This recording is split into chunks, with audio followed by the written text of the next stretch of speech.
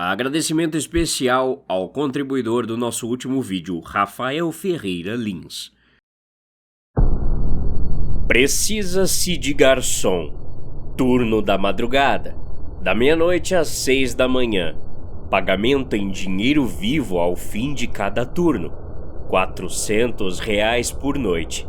Trazer documento. R$ 400 por noite. 2.400 por semana, folgando aos domingos. Era um dinheiro top para servir café e hambúrguer velho. Peguei um ônibus intermunicipal com as minhas últimas moedas e desci no quilômetro 77 da rodovia antiga, um trecho de asfalto esburacado que não via recapeamento desde os anos 90, cercado por uma floresta densa de eucaliptos. A lanchonete era velha, como qualquer uma de beira de estrada, estilo americano dos anos 50, com estofados vermelhos, um balcão de fórmica xadrez e letreiros de neon piscando no meio do breu da rodovia deserta. Não havia um único carro no estacionamento. Empurrei a porta de vidro. O sino tocou. Atrás do balcão, limpando uma xícara com um pano cinza, estava o gerente, um homem na faixa dos 60 anos, magro como um prego e um crachá de plástico gasto, onde se lia José. Veio pela vaga? Ele perguntou, sem sequer levantar os olhos da xícara. Sim, senhor. Tenho experiência com atendimento ao público, falei.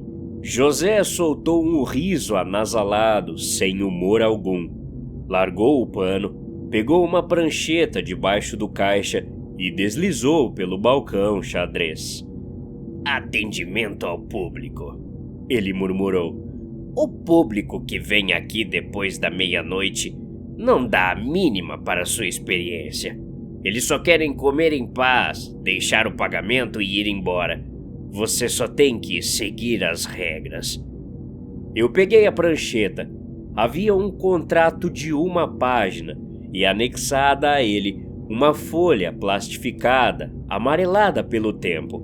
O título era Regras para o Garçom, Turno Noturno. Dei uma risada nervosa, abaixei a cabeça e comecei a ler o papel plastificado.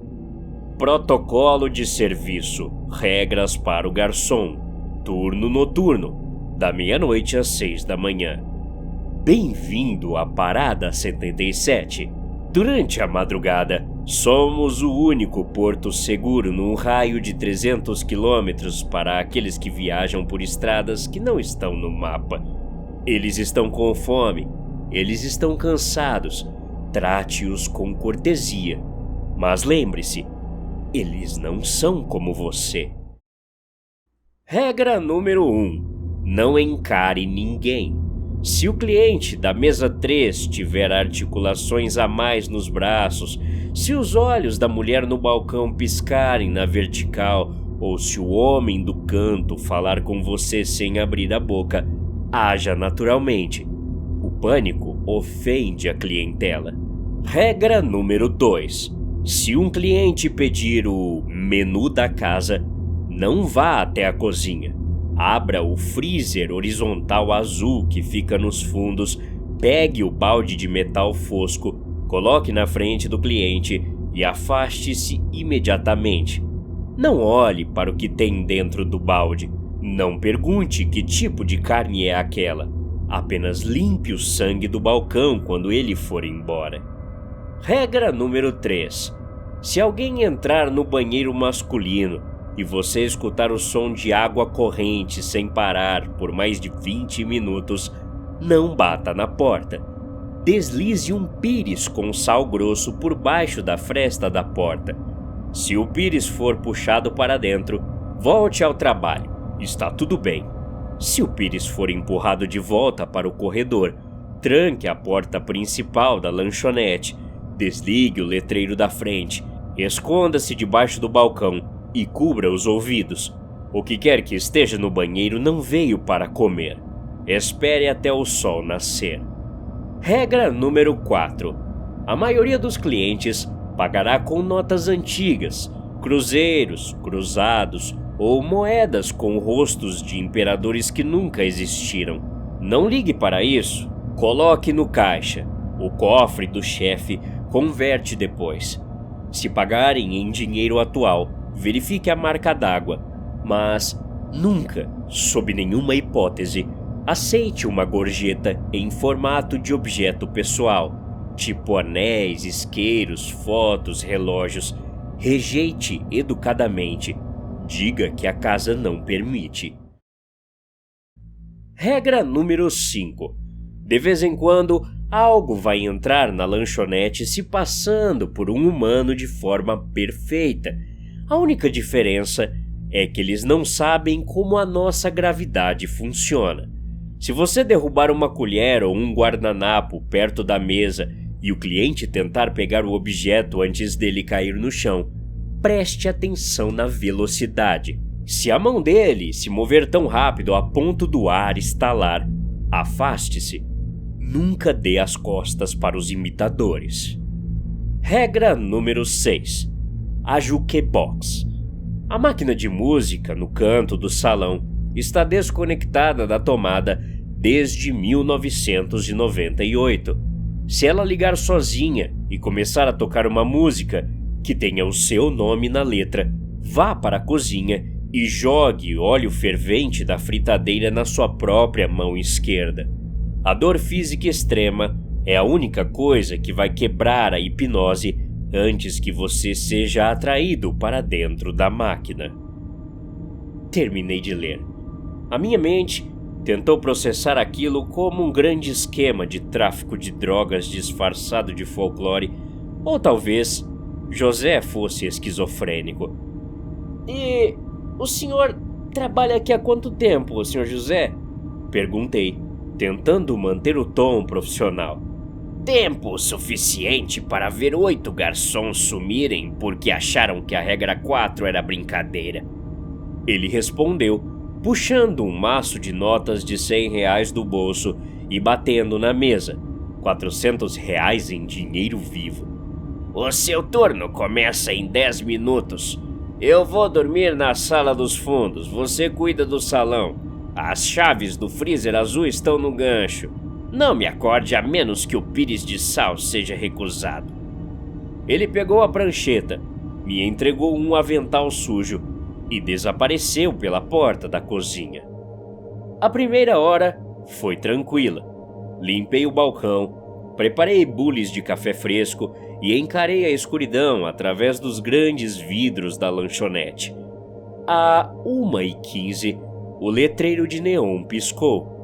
Uma queda de energia rápida, coisa comum no meio do nada.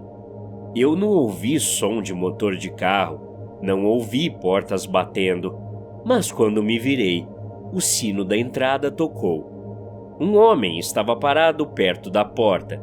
Ele vestia um sobretudo grosso, o que era um absurdo para o calor de 30 graus da madrugada. Ele caminhou até a mesa 3, no canto do salão. Seus passos não faziam nenhum ruído no chão. Era como assistir a um vídeo no modo silencioso. Engoli em seco. Peguei o bloco de comandas e um menu plastificado. Caminhei até a mesa dele. Boa noite, senhor. O que vai... A frase morreu na minha garganta. O homem levantou o rosto para olhar para mim. A pele dele era quase translúcida, como a pele de um peixe morto.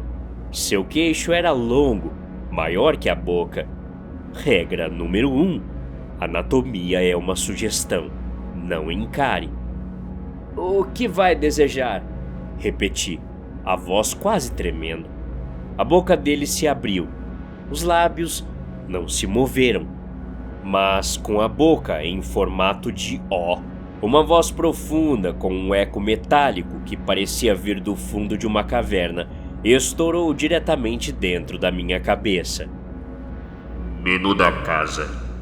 Regra 2. Eu concordei de forma robótica, dei as costas para aquela anomalia e fui até os fundos da cozinha. Abri o freezer azul.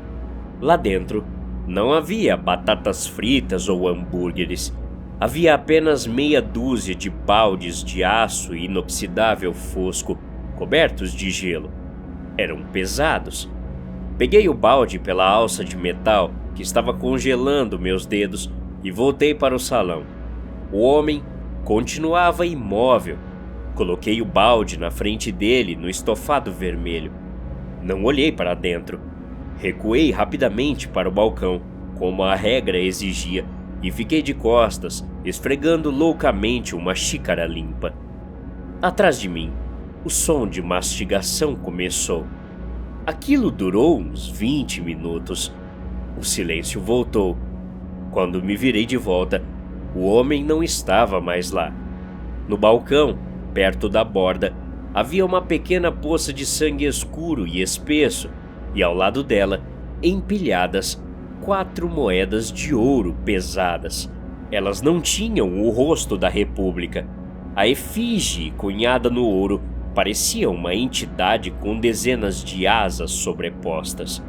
Empurrei as moedas para dentro do caixa usando um guardanapo. Limpei o balcão com alvejante puro e me sentei num banco, tremendo incontrolavelmente. Isso me fez perceber bem rápido que a Parada 77 não era uma lanchonete na beira de uma rodovia esquecida. Era uma praça de pedágio, um posto de reabastecimento na fronteira entre a nossa realidade e o abismo. Eles vinham aqui para se alimentar, em vez de caçar nas cidades. Nas noites seguintes, eu via o impossível rotineiramente. Servi café quente para uma mulher cujos braços dobravam para trás nas juntas. Limpei mesas para seres que projetavam 3 sombras diferentes sob a luz de um único neon. Fiz chá para entidades compostas por enxames densos de algo que pareciam mariposas pálidas usando ternos humanos vazios. Eu estava sobrevivendo porque seguia o manual como uma bíblia. José não mentiu. Se você trata o absurdo com educação, o absurdo te paga e vai embora. O tempo passou. Era uma quinta-feira, 13h40 da madrugada. Uma chuva açoitava o teto da lanchonete. O sino da porta tocou. Entrou uma mulher. Ela parecia absolutamente normal, chocantemente normal comparada à clientela habitual. Nos seus 30 anos, usava um casaco amarelo impermeável molhado, calça jeans e botas. O cabelo castanho grudado no rosto. Ela parecia exausta. A mulher sentou-se num banco direto no balcão, bem na minha frente. Moço, por favor, um café preto duplo e um sanduíche de queijo bem quente. Ela pediu. Uma voz humana. Não ecoou no meu cérebro. Saiu pela garganta. Normal, como todo mundo normal faz. Fiquei tão aliviado de ver alguém assim, que relaxei a postura pela primeira vez em semanas. Fui até a chapa, fiz o sanduíche, tirei o café fresco da garrafa térmica e coloquei na frente dela. Noite terrível para pegar a estrada, hein? Tentei puxar assunto com um sorriso fraco. Ela sorriu de volta. Nem me fale. Parece que estou dirigindo há séculos. Não tá dando para enxergar nada. Enquanto eu entregava os guardanapos, o meu cotovelo esbarrou no pires de porcelana onde ficava o saleiro perto do caixa. O saleiro de vidro tombou, rolando pela borda do balcão em direção ao chão. Eu estiquei a mão para pegar, mas fui lento demais, diferente da mulher. Ela não levantou do banco. Ela continuou sorrindo para mim com a xícara de café numa das mãos, mas a mão livre dela, que estava no colo, esticou-se por cima do balcão largo. O movimento não foi um reflexo humano, foi uma chicotada absurdamente veloz. O braço dela pareceu se alongar desproporcionalmente por uma fração de segundo, quebrando a velocidade do som com um cleque que fez o ar vibrar. Sua mão agarrou o saleiro de vidro no ar, a 5 centímetros de espatifar no chão. Ela o colocou de volta no balcão com uma suavidade impossível. Cuidado para não quebrar, moço. Ela disse, o sorriso intocado. Todo o sangue gelou no meu rosto. Regra 5. Os imitadores. Ela não era uma viajante perdida na chuva. Só era algo tentando desesperadamente parecer uma viajante, copiando a nossa forma, nossos trejeitos, mas errando brutalmente na física da nossa gravidade e velocidade. Aquele tipo de ser não vinha ali para comer a carne do balde azul. Ele vinha pela caça. Dei 2 passos curtos para trás, mantendo os olhos cravados no rosto dela. Obrigado, gaguejei. Ela mordeu o sanduíche de queijo com delicadeza e depois mastigou, mas percebi, pela tensão em seu pescoço, que ela não estava engolindo. O corpo que a mulher estava usando não sabia o que fazer com a comida humana. Ela me olhou profundamente. Seus olhos não tinham esclera branca. O fundo era de um amarelo opaco, e só notei isso naquele momento por causa da proximidade. O seu trabalho deve ser solitário, ela murmurou. Ficar aqui a noite inteira, observando o que não deve ser observado. Eu admiro sua resiliência. Eu não respondi. Continuei encostado na parede fria da cozinha, de frente para ela, respirando curto. Ela levantou do banco, limpou a boca com o guardanapo, deixando o queijo mastigado escondido na dobra do papel, e tirou uma nota amassada de R$100 do bolso do casaco amarelo. Pode ficar com o troco. Você merece. Ela empurrou a nota pelo balcão, mas ao lado da nota não tinham moedas. Era um isqueiro, prateado, metálico, velho e pesado, com as iniciais JR gravadas no chumbo. Regra 4. Nunca aceite uma gorjeta em formato de objeto pessoal. Rejeite educadamente. Senhora! Minha voz falhou, mas eu me forcei a falar mais alto. Eu agradeço a gentileza, mas a casa não permite que eu aceite presentes pessoais. Peguei o isqueiro com a ponta dos dedos, sentindo um calor doentio pulsar do metal, e empurrei-o de volta na direção dela. Ela olhou para o isqueiro. Depois, olhou para mim. Seu sorriso começou a alargar e alargar. Os cantos da boca rasgaram as bochechas, revelando que por trás daquele rosto perfeitamente esculpido não havia carne ou osso humano, mas sim uma massa escura. Ela soltou um ruído que era uma mistura do choro de um bebê com o som de metal sendo lixado. Eu achei que ia morrer ali. A lanchonete inteira escureceu. O letreiro de neon do lado de fora explodiu em faíscas. A criatura apoiou as 2 mãos, que agora tinham garras compridas perfurando as pontas dos dedos de silicone no balcão, preparando-se para pular por cima da divisória e me arrastar.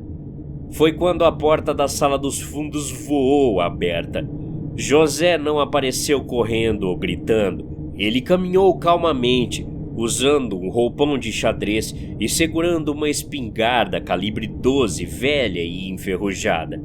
Ele não apontou a arma para a criatura. Ele apontou o cano diretamente para o letreiro de aberto na janela e atirou. O barulho do tiro no ambiente fechado foi ensurdecedor.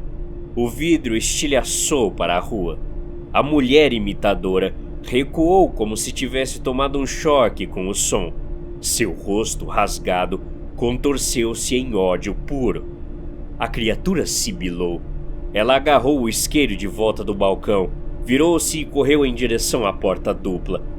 O corpo dela derreteu numa massa escura, perdeu a forma humana e escorreu pelas frestas da porta de vidro para o asfalto molhado lá fora, sumindo na tempestade como uma poça de óleo denso.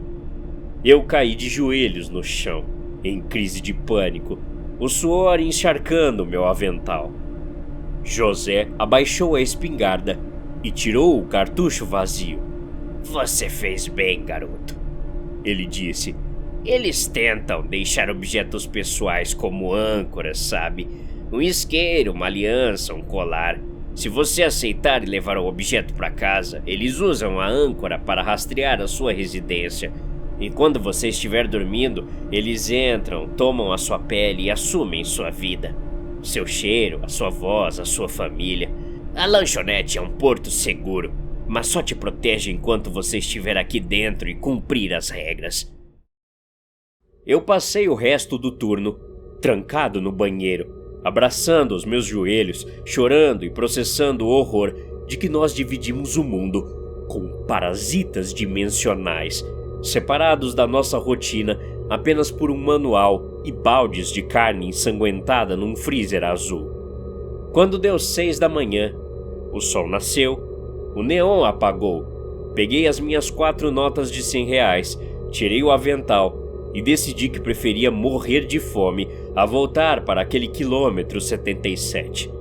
Eu precisava ir para casa, precisava trancar a porta, abraçar a minha noiva e tentar esquecer tudo isso. Peguei o ônibus de volta para a cidade e entrei no meu apartamento. Estava tudo claro. Minha noiva de costas perto do fogão de roupão esquentando leite na panela.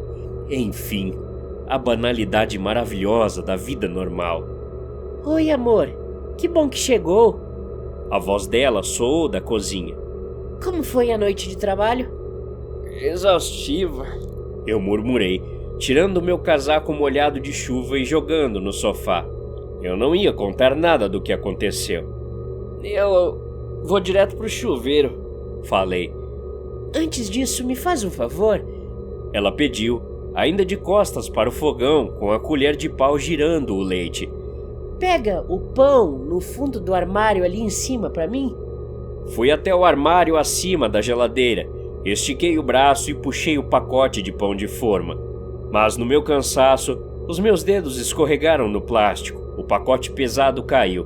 Ele ia bater no chão, mas antes que atingisse o piso de azulejo branco da cozinha, minha noiva se moveu. Ela não virou o corpo, ela não largou a colher no fogão. O braço esquerdo dela espichou para trás. Sua mão quebrou o ar com uma chicotada absurda e ela agarrou o pacote de pão a 2 centímetros do chão. O pacote de pão ficou parado no ar, perfeitamente equilibrado nos dedos dela torcidos para trás.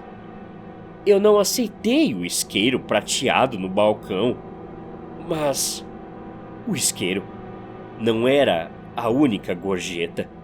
A criatura tinha mastigado o sanduíche e limpado a boca.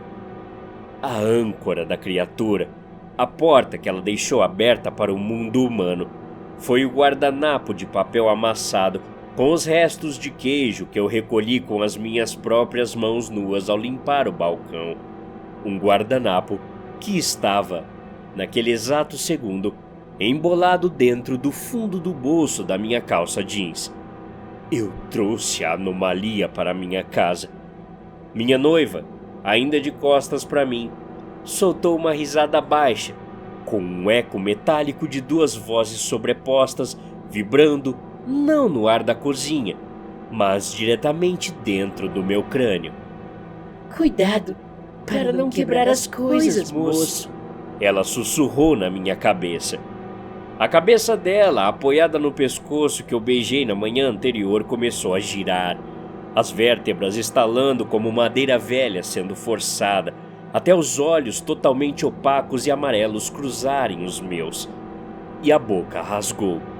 Se o seu gerente mandar você ler as regras, pelo amor de Deus, certifique-se de esvaziar os próprios bolsos antes de voltar para casa. Até a próxima. Obrigado.